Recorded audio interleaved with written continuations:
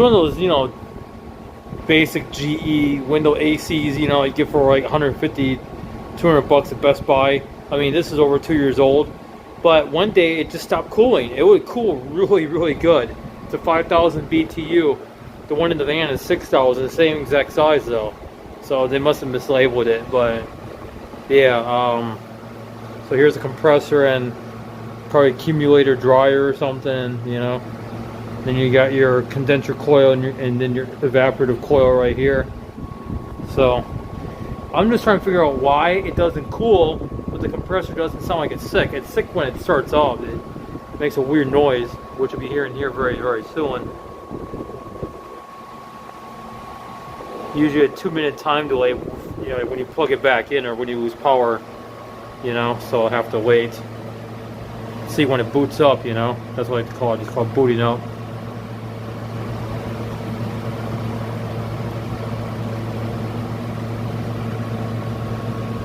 I'm probably going to go inside there too. I'm going to take a look and see what's going on with the wiring or with the relay. I mean, it's obviously kicking on the compressor though, but still. I mean, it could be possible that maybe the run cap is bad. The starting portion of the cap is good, but the run cap might be bad. I don't know. I mean, the fan runs fine, but when the compressor's going, but I mean, I don't see no possible leaks or anything. See, usually they'll leak at these connections here, and you'll see the oil. You know what I mean?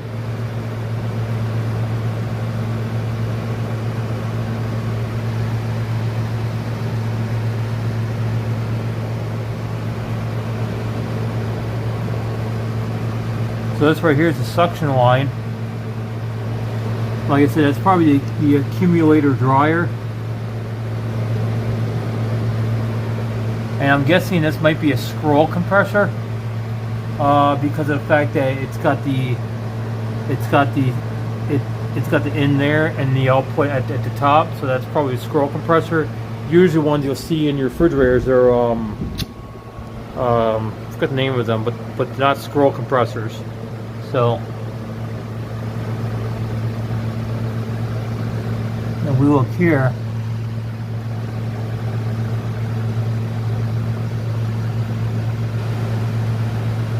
I don't have a leak detector, so like I can't even properly diagnose it. But I could try soapy bubbles, but the refrigerator might be gone by then. Might be possible that it's done for right there.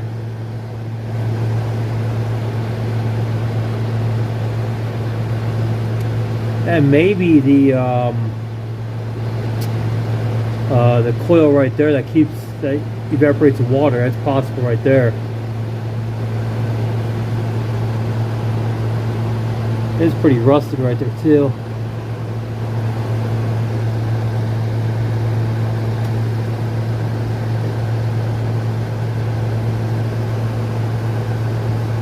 See if we can get you in there a bit better. Oh, the case of the green crusties now.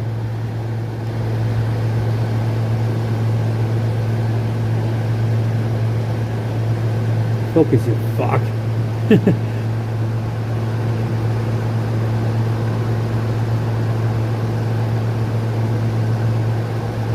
Yeah, it's hard to get the light in there very well. I have to get like a flashlight or something. And it's in the van right now. Yeah, so I don't know. It's possible that oil leaked out in here. You got a pinhole leak and it's leaked out. Very possible.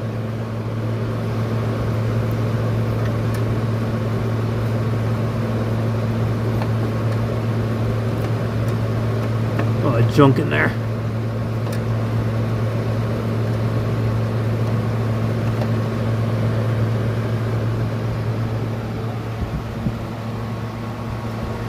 Let's take a look at the name tag here. Block rotor amps is 20 amps.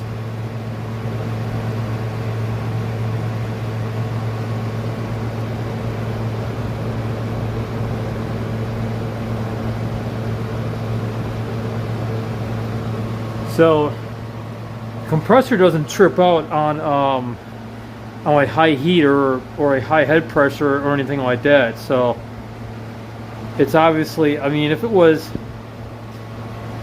going bad, or the oil was out of it, it would obviously would overheat, and the thermal would shut it down, right?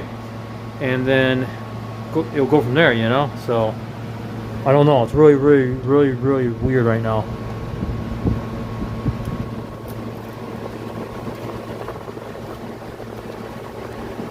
So open this up. Yeah, you guys should be able to hear it. Till I went to does the thing, but right now it's probably not gonna gauge the compressor because it needs to be, the temp sensor needs to be heated up. I got a heat gun that I can plug in, I can heat it up. I should trick it into turning on or something.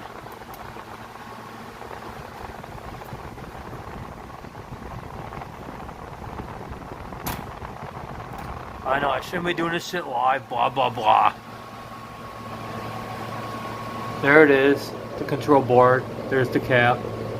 Now I can go and get my multimeter. I could like check the microfarads. I could pull the cap out and check the microfarads on it. Transformer for powering the board. And then you got your relays and stuff. Now I could probably just jumper it out right here. See?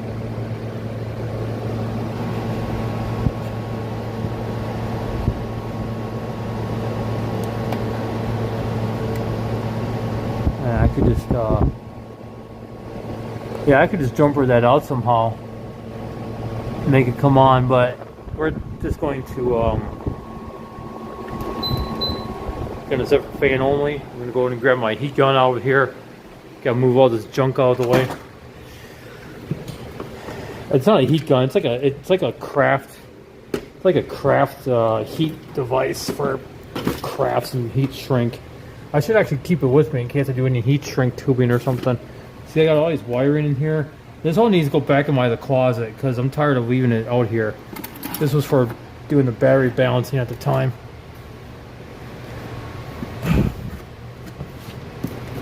This thing draws 500 watts right here.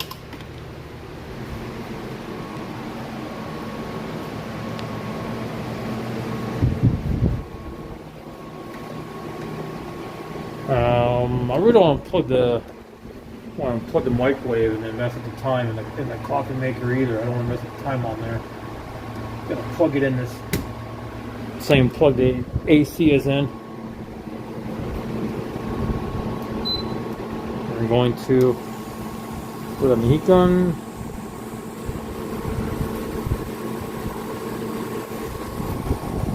Put you guys right there.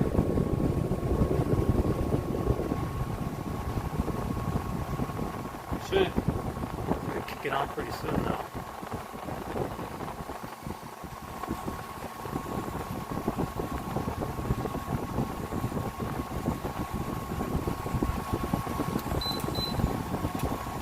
Oh, it literally just kicked on when I was, oh crap. It's 76. Now it's going to have to go through a time delay.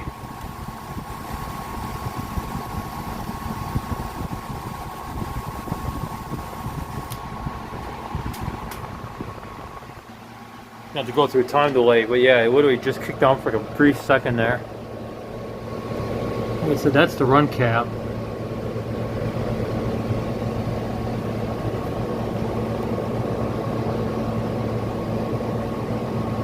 Of course, you got your common and then your out the fan and your compressor. Has a speaker right there, which I may or may not disable. We'll see.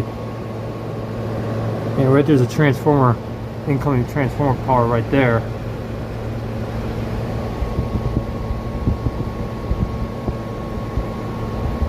I mean, it is possible that maybe something's loose in here.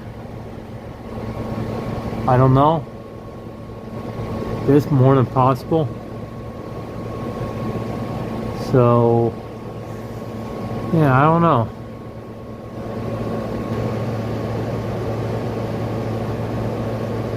Wolfing capacitors. Are those any good? Should Google it up.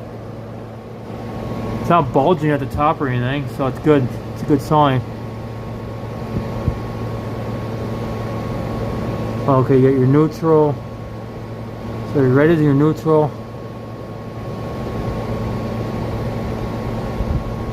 There's a fuse right there, see it? It's a ceramic fuse.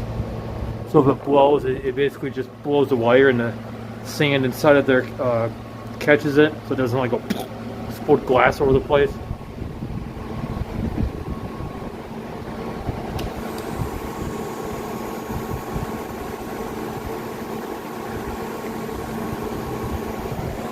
I'll just put the phone right here so you guys can actually hear it, okay? You'll probably hear the fan more, so I'm gonna turn it down. Heat this little sensor up some more.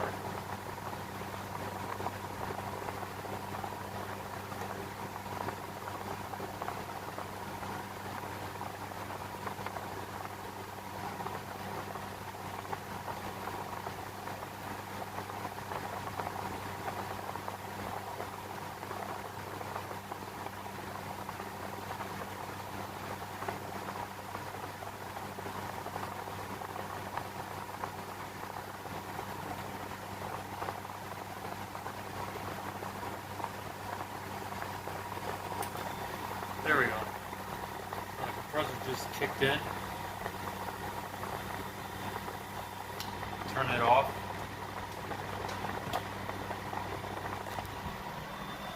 The compressor's running.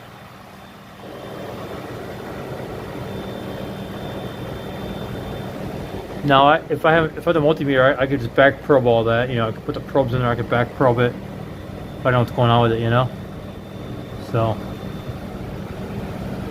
I mean, I can feel it, so.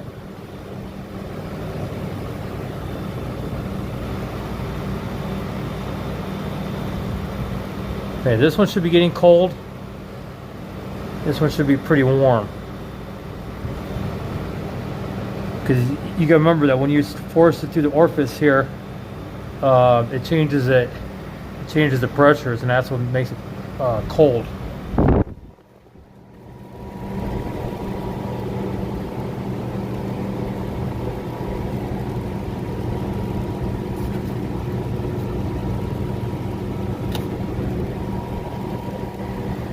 Let's see, the thing around the coil is here. I mean, the coil ends. Now, it could be possible that it may have rubbed out, and the refrigerant came out. That's very possible. I think it's a propane-based refrigerant too, as you guys can see. So, I don't know what kind of refrigerant is in here per se. I'll have to go look on the cover.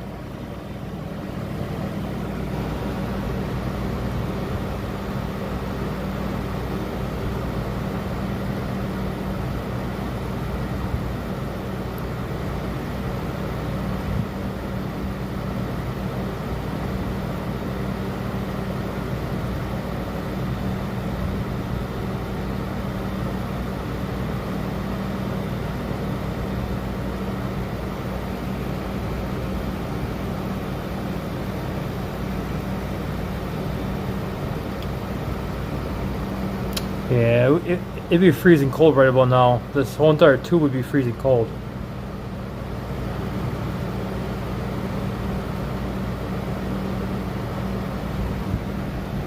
I guess I could just snip the end off and see if anything comes out. If anything comes out, then, you know, I mean, what do I got to lose, right?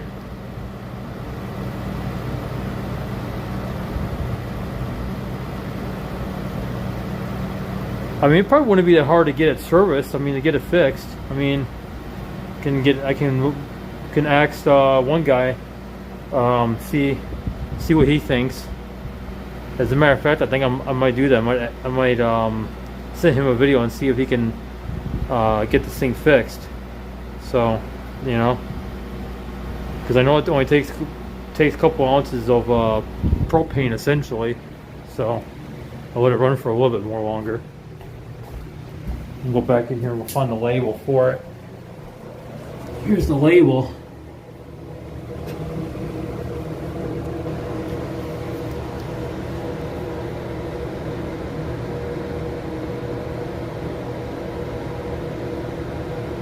takes 456 watts. That's pretty good. Yeah, see, it was made in 2022. Like, what the hell? I mean, not 2022, but you know what I mean.